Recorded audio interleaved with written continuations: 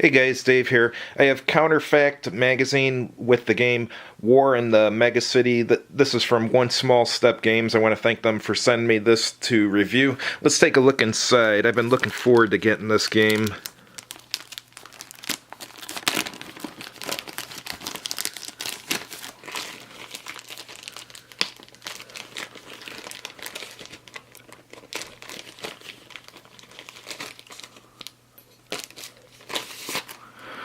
Alright, we're going to concentrate on the game itself. So the game, let's see how many pages of rules it has. Here's the front cover for it. Looks pretty cool. And credits, it's from Joseph Miranda and developed by Ty Bamba. Playtested by Ty Bamba and Joseph Miranda. So that sounds promising. Let's see how many pages of rules we have here.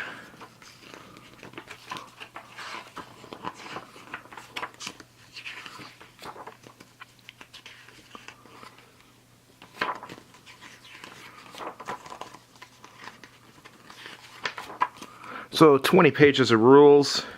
Last page is a crisis table. Let's look at it in a little more detail. So it's starting off talking about the components. And it's explaining the different units here. And goes on to sequence of play. That's what everyone's the most interested in. So it starts with initiative, goes to first player turn, which has first player mobilization phase, then movement, then first player conflict phase, and second player turn, which is a repeat, starts with mobilization to movement to conflict.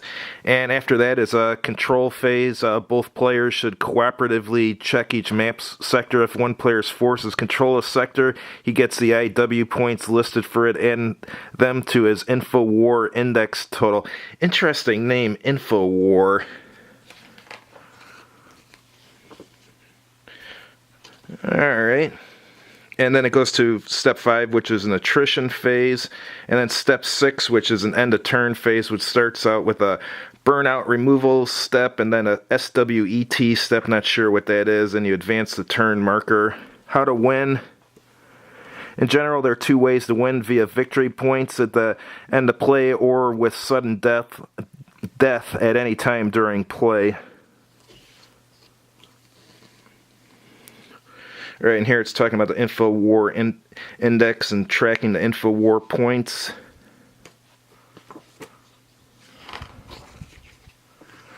Going over initiative, fog of war, mobilization, movement, conflict in general, and then, oh, there's even underground conflict here, and going over the conflict results, and a little more about the underground stuff.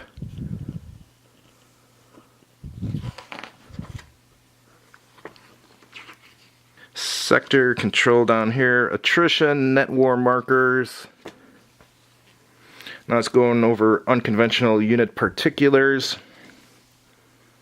And it's even got helicopters in here, so it sounds like there's a lot going on in this game. And static units. Got airstrikes, mobile truck bombs even. Very interesting. So they went all out on this. Emergency response, 5th generation units.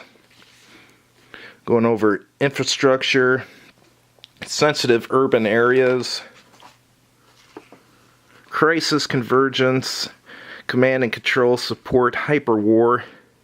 The term hyperwar is used to denote global level informational warfare. Interesting. Alright, now it's talking about civilian forces down here. And here we have a bunch of charts. Hopefully most of them are repeated on the map.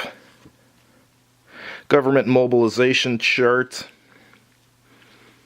Here's a government net war marker explanation chart.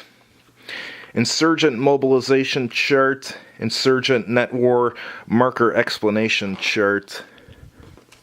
And last page, as we said before, the crisis table. So let's take a look at the counter so we see what the units look like.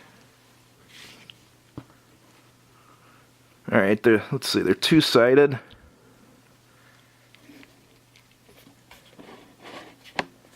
Starting up here, you have police units, ACG, not sure what that is yet, militia. You even have crowds, no-go zones, urban guerrillas denoted with a Molotov cocktail. Main down here, I don't know if that means main force guerrilla units or what that means. Special operations forces, helicopters, not sure if that's an airstrike or what that is. Commandos, cadre, SGW, whatever that is. Okay, burnt out markers, I guess those are for if you burn out a house maybe, I'm not sure, a building. Bunch of informational markers here. Very interesting. The artwork, I mean, is very simple on them, but it's a magazine game, so they're not going to give you the same artwork they're going to give you in a bookcase game that costs $80. So, but for a magazine game, the artwork's good enough. I mean,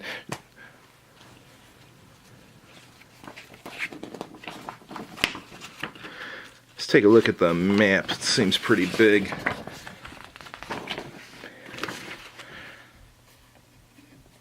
Let me zoom out here. This map is huge.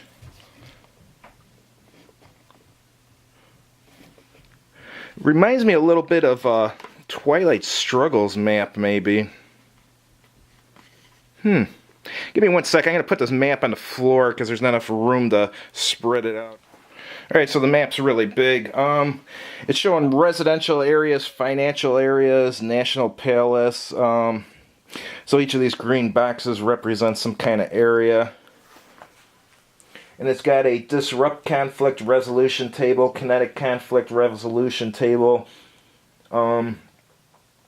confront conflict another one, resolution table, turn record, chart, and it's got a repeat on the lower corner down here too. It's also got the sequence of play on the map. That's always a good idea. And insurgent, infowar, point index. And then it's got a key and another sequence of play for the other player.